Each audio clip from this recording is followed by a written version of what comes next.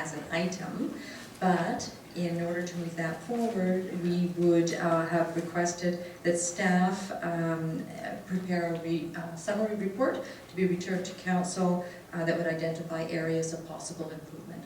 That's nice. So this is a friendly amendment to have a report come ahead of this item. So is everyone comfortable with the item? Does anyone want to speak for or against it? No, I'll call a question on the motion. All in favor? Opposed? None opposed? That motion carried unanimously. All right.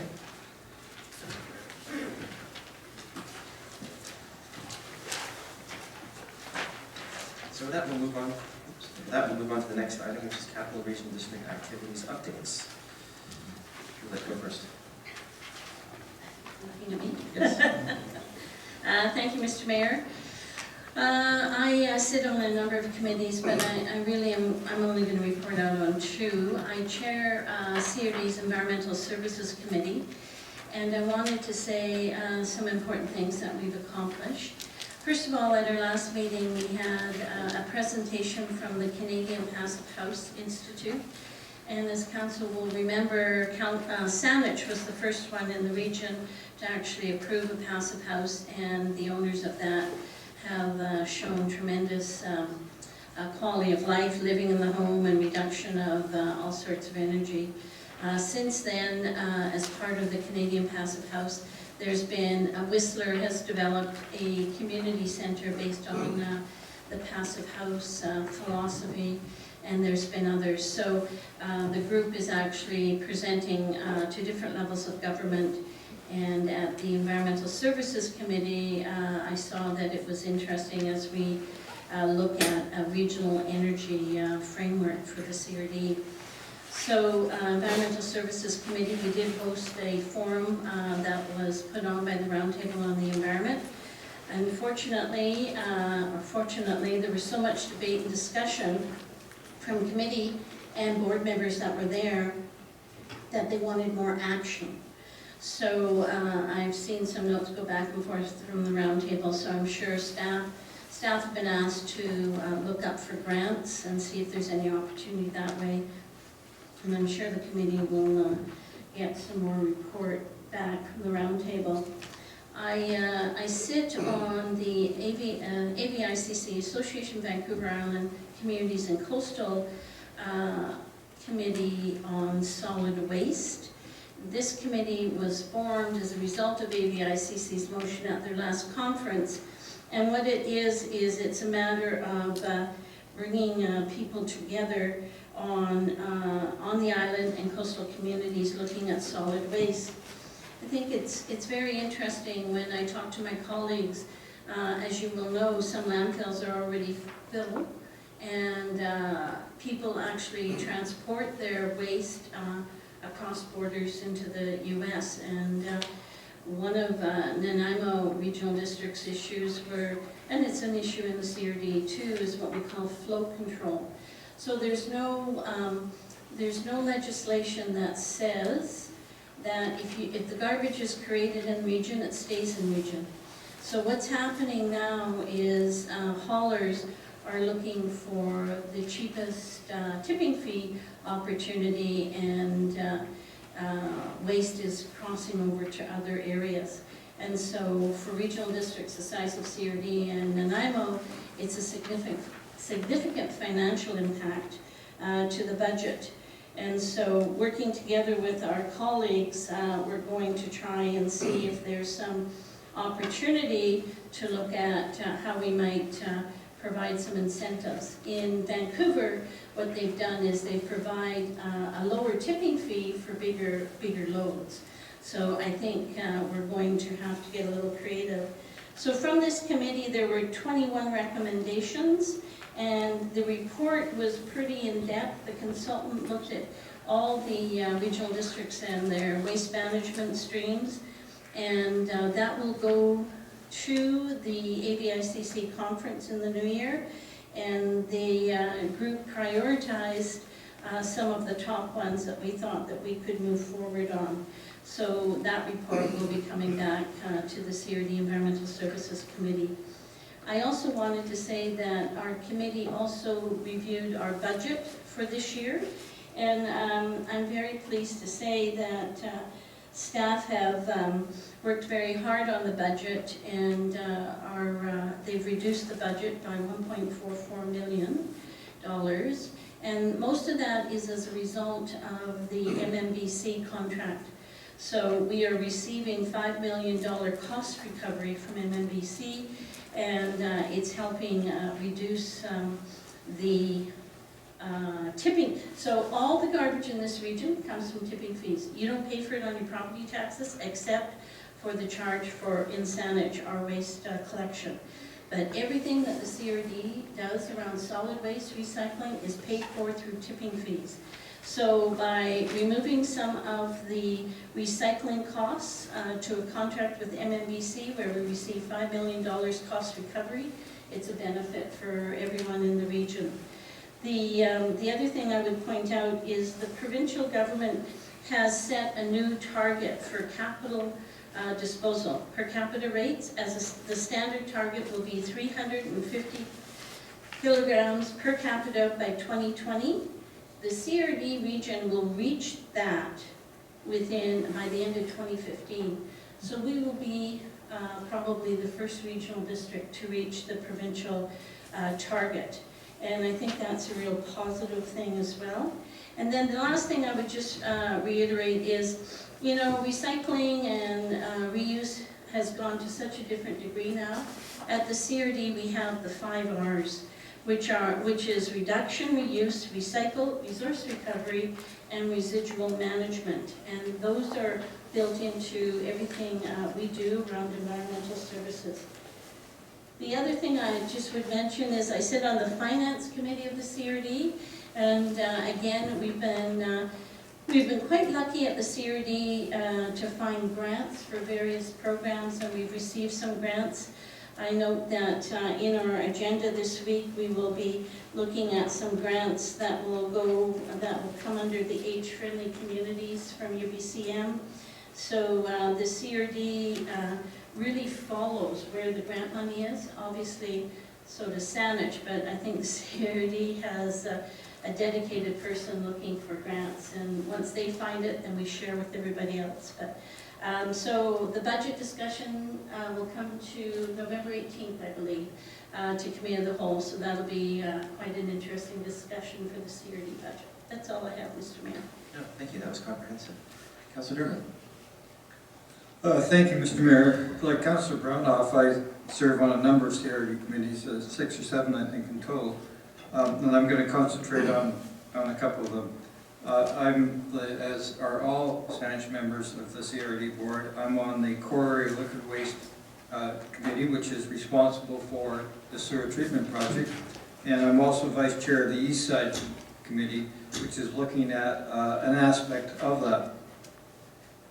We have recently formed a technical oversight panel that is helping us to review the project and helping us to determine which is the best way to go. We have a big question about how we will design and procure this project, and one of the reasons we have a very big question is there is an increasing amount of evidence coming forward that if we integrate other parts of the waste stream, we may be able to do the project at a much lower cost, and possibly even no net cost to the taxpayer, while at the same time increasing greatly the environmental benefit. And the reason for that would be those who would integrate various parts of the waste stream would look at all wastes that are carbon-based, such as wood waste, such as kitchen scraps, and things like that, and look to incorporate them into the treatment of the biosolids with the sewage project. If they can successfully do that, of course, they can produce more resources that are sellable out of the process, and that can then reduce the hit on the taxpayer as far as for paying both the capital cost of the project and any operating costs. On the environmental side, there have been now 2 significant companies who have presented either to the Core Area Committee or 2 Fridays ago to the Technical Oversight Panel, who have said that they would like to take that approach. One of them provided an estimate of the reduction in climate change gases that would result from their approach. When we were looking at the Macaulay Point project, we were told that there was a reduction of about, equivalent of taking about 1,200 cars off the road as a result of doing that project in the way it was planned. At the same time, we had looked at a preliminary look, at least a distributed model, that the suggestion was it would be taking the equivalent of 5,000 to 7,000 cars off the road. So around a 500% to 600% increase. One of the proponents of an integrated approach has suggested that their approach to doing that project would be the equivalent of taking 20,000 to 23,000 cars off the road. Obviously a very, very huge environmental impact. So I am hoping that the committee will recognize the potential of this, not to say it can be done, but will make sure that those kinds of options are fully explored. When you have the possibility of saving the taxpayers a great deal of money and getting a much better environmental outcome at the same time, I think you have to make sure you look at it. The other thing I want to mention is the ongoing process of renewing the regional growth strategy. It began with the Planning and Transportation and Protective Services Committee I sit on. We did a lot of work with staff, and a draft was on its way to the board. The draft was called the RSS, or Regional Sustainability Strategy, a change in wording. One of the things that happened in that was the staff were directed to carry out a very broad consultative process with all sorts of stakeholders in the region.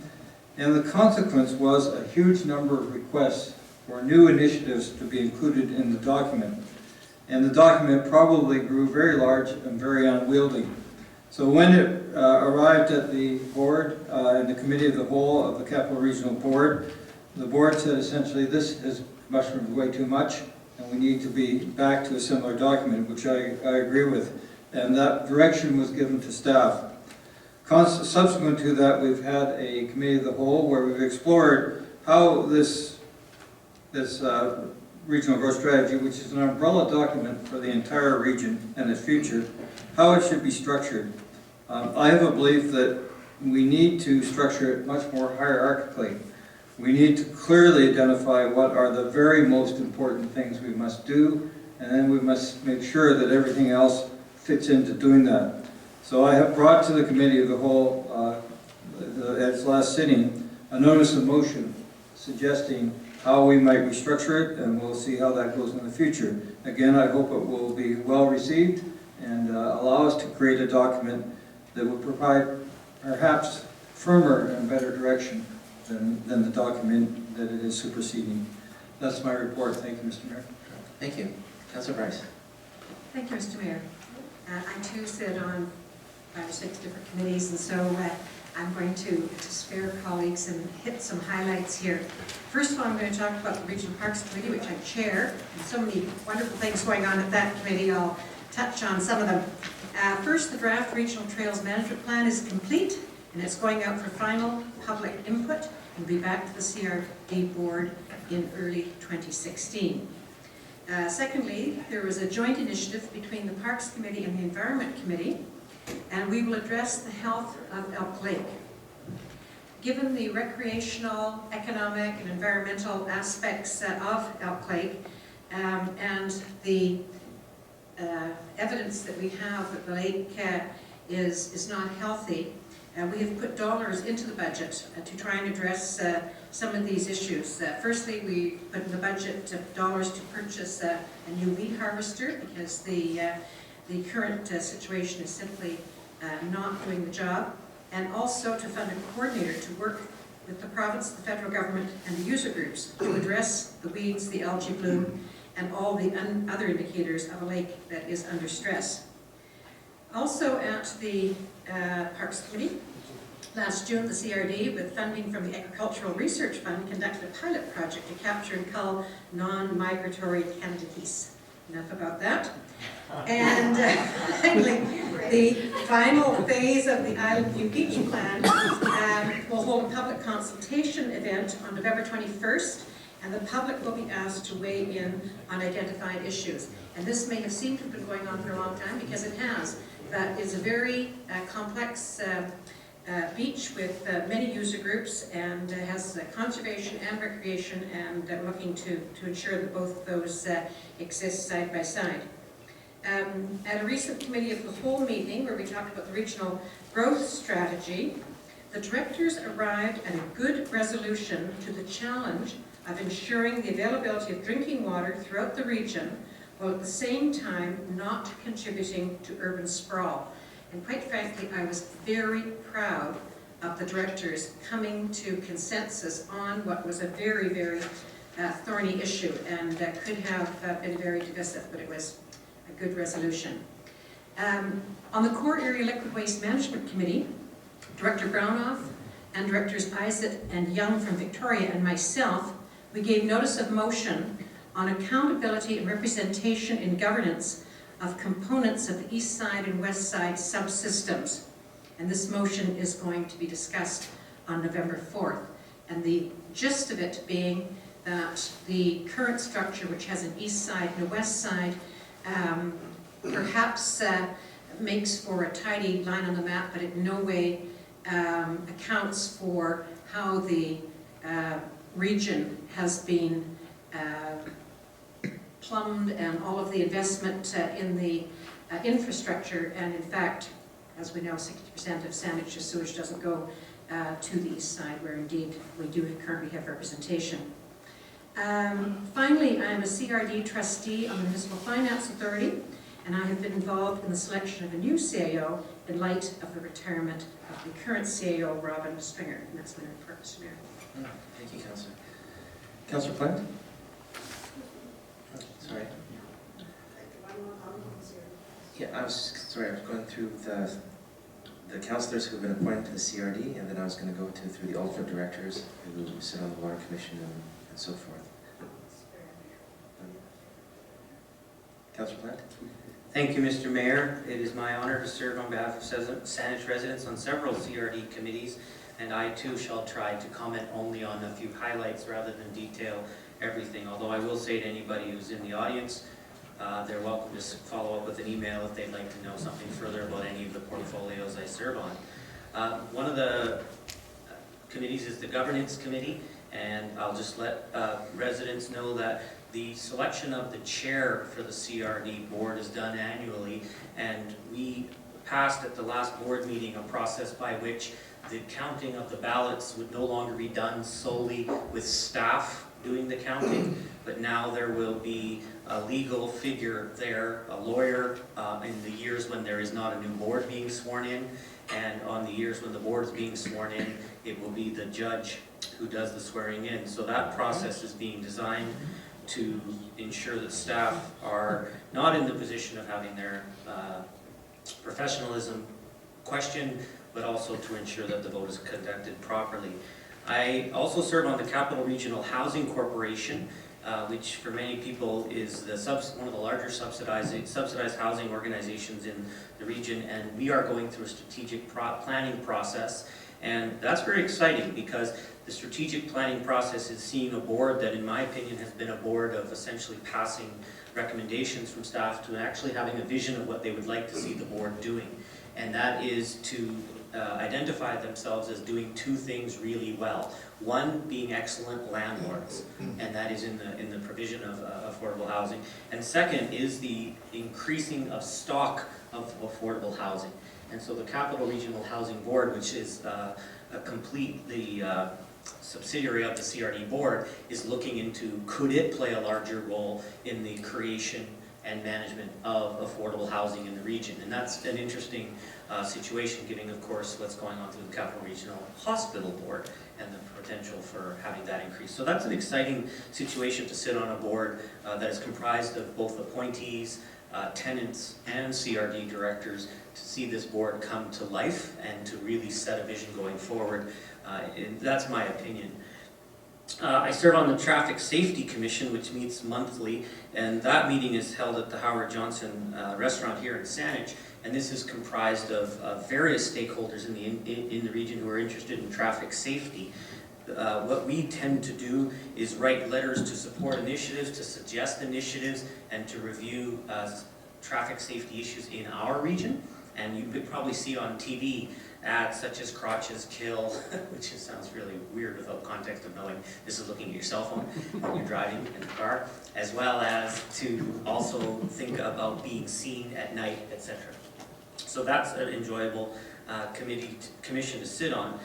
The last one that I'll just reference today is the CRD Arts Committee. And while that is not an appointment from the CRD board, I serve on behalf of Saanich because Saanich is a contributor to the CRD Arts Development Office. And the CRD board forward in its strategic planning going forward an initiative to create a regional arts plan. And that's one that would be seen to kind of continue the work that's been done in the past, but to create a vision for the arts in the region going forward, including those municipalities that currently do not contribute to the arts service. And this is being done with two plans in mind. One is to ensure that every municipal authority in the region does consider, again, to be a funder of the arts in the region, but also to look at the arts as a tourism driver in our region. I think it's a completely green initiative and one that our region celebrates great arts, but we don't have a cohesive plan in how we market that to the rest of Canada and to the world. This regional arts plan has also undertaken a review of its facilities. So even though there is a separate Royal and McPherson Theatre Board, we envision having a discussion and a relationship with that Royal McPherson Theatre Society Board about the facilities in our region. What are the visionary futures that we have for art spaces in our region? So that is an exciting board to sit on as well, the CRD Arts Committee, excuse me. And with that, I will say thank you for listening to my report. Thank you. Councillor Sanders. Thank you, Mr. Mayor. I sit on the Regional Water Board along with a very large number of, most of us councillors here. I guess the most interesting thing was this past month and controversial was the prohibition now of recreational use of the Leach watershed. It was felt that that would be a long time before we would use that, so we would leave it as status quo, but it will be the same as what we have with our existing watershed, that there will not be recreational use. And we can all guess who the opponent or the opponents were to that movement, but so that's a good move forward. I'm also on the Royal McPherson Theatre Society Board, and they have just had a theatre study to see where indeed what their the positive points are, where they need to improve, and how they're operating within the region, but how they sort of stack up nationally too. And there's always the mystery discussion of the Royal being the participants being Oak Bay, Saanich, and Victoria, and McPherson being owned by Victoria. So that rears its ugly head every so often, and we're fully engaged in that discussion again. I serve on the Coalition to End Homelessness Leadership Committee, and I certainly find that an interesting group to be with. It's a cross-section. The membership is people that serve in the, I'll say it's not the service industry, but that work with homelessness and those types of needs. After our last meeting, there was a Project Connect over to our place, and that's where the coalition puts up displays. They do it differently every year, put up displays. This time and we serve hamburgers, and I'll tell you, there were more patties being flipped. I gather it was more than 500, but the line kept going in, and it was never getting shorter. Everybody was very appreciative. They got their hamburger, their yogurt and fruit cocktail, and it was a good time. And they're just printing the street guide up again, which is a very popular item with the homeless people, and it gives them a direction to all the facilities that are available. I had a good drive, it was 2 weeks ago, where there was an opportunity for people to donate toiletries, socks, and different variety of things. There were drop-off places throughout the region. Huge success. I've gone to several other mixed dinners, and with that, there's members of the coalition, there's members from the service industries, the police, and that, and plus homeless people, and tell the Ambrosia Center, and everybody dresses up, and it's called mixed dinner, but it's a mixed group of people at the table, and they're given a question to discuss over dinner, and it's a good time for sharing and find out what the homeless people are actually what they're looking for, what their needs are, and gain a lot of insight on that. And have good success on getting many people placed into homes, and when I'm saying in homes, they're often just a room and a bathroom and a little kitchenette, and those people, many of them have become speakers. There's a speakers bureau, and they go out and they speak to other people and give a better understanding to the general public what it's like to be homeless, and not necessarily by choice by any means. And I think that wraps it up. It was good last week to go to see the opening of Rosie's Village, and that was one of the buildings that was in what we call the pipeline for the coalition, the projects looking forward to. Of course, Cottage Grove that we'll be going in on Quadratoni is one of those. And in the summer, I went out to the Macola Housing for the groundbreaking out in Langford. So, things are being done quietly. We don't always know about it, but there is good success, as they slowly. Thank you. Thank you. Councillor Murdoch, do you have an update from CRD? Thank you, Mr. Mayor. I think the issues around the Water Commission have been well canvassed, and as the former vice chair, I've had a lot of opportunity to be the spokesperson for that group, so I think I'll just step back from that spotlight. I just wanted to briefly update Council. There's not really an other category, right? We do an advisory committee update, we do a CRD update, and we also serve on some other stuff, and we don't really have a section for that. So I'll just very briefly let you know that I'm in my second year as a member, a director on the Greater Victoria Public Library Board. Everybody loves the library, and it's a great board to be a part of.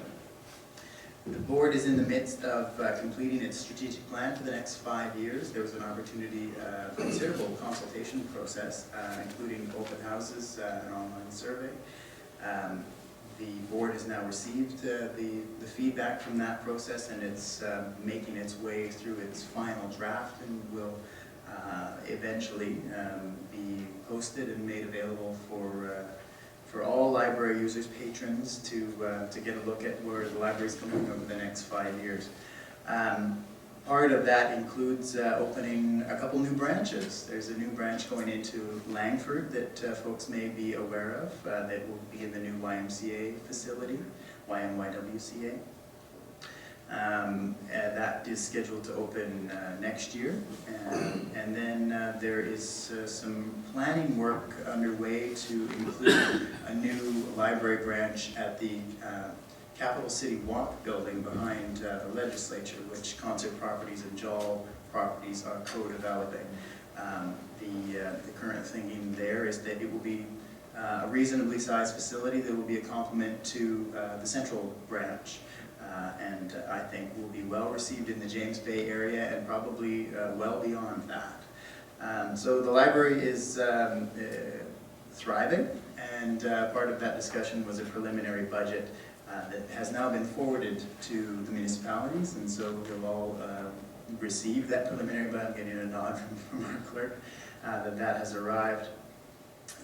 And that's really just sort of a heads up as part of the financial planning process, what we might be looking forward to. It's quite a modest increase given all that the library offers, and I continue to be impressed at the level of service that residents enjoy, that patrons of the library enjoy, especially given that the library operates in a very unique what would be appropriate would be confederation of 10 municipalities that are contributors to it. And given that challenge and the funding formula that supports it, I think the library and its staff do a tremendous job in providing service in this region. So, don't get a chance to often speak about the library. I'm happy to do so this evening, and thank you for listening. Thank you. Councillor Haynes? Always happy to listen, Dean. I'd like to report on a couple of things. Very briefly on the Capital Regional Water Commission, we did have something interesting happen. We passed a motion to ask our CRD staff to check in on their own operations at the pump houses and other lands, and also with the campuses for higher learning and the school boards, and even the member municipalities about water use during the summer, particularly during times of water restrictions, where sometimes you can see campuses and even the CRD watering in the middle of the afternoon. So they're going to do a touch base on that. And most of that is driven by timers, and it's a case of watering in the early hours of the morning, usually after 3 o'clock to 7, when watering is more efficient, the hydration of the biomass is better, and the PR piece is much improved. So that's going forward, and that got unanimous support around the Commission. I'd like to talk about housing and homelessness and some of the solutions that Saanich brings forward with our regional partners. And one of the ways we do that is with our own Housing Trust Fund, which is active and contributed to Rosalie's Village and Cottage Grove, which I'll talk about again in a moment. But we also do it through the Regional Housing Trust Fund. And this is where members of the CRD that are part of the trust fund kick in some money. And the magic thing is that we put in some, but we get a great deal back. We can lever that money. Here's some examples. At Cottage Grove, which Saanich put in 112,000, as did Victoria. That project is just under $8 million. The land was brought forward, but the province put in a whole, just 6.5 million. I'm just going by guess now, so don't hold me to these because they blend in my head. But the beauty of that project is that it's aimed at seniors that are just on the street or just off the street. So it really is pitched at homelessness for senior citizens, about 42 doors. Now the thing about homelessness is that it's more expensive to leave people on the street than to put them into housing. And some of you may have heard of the Housing First initiative. This isn't quite that, but it's along that direction. So seniors being looked after there. Councillor Sanders mentioned the Cottage Grove, which is just north of Tolmi, just inside the Saanich border, and it is being supported by Victorian Saanich. And then we can look at Rosalie's Village, which is very interesting because it's in a sense a different spectrum of users. It's aimed at single parents,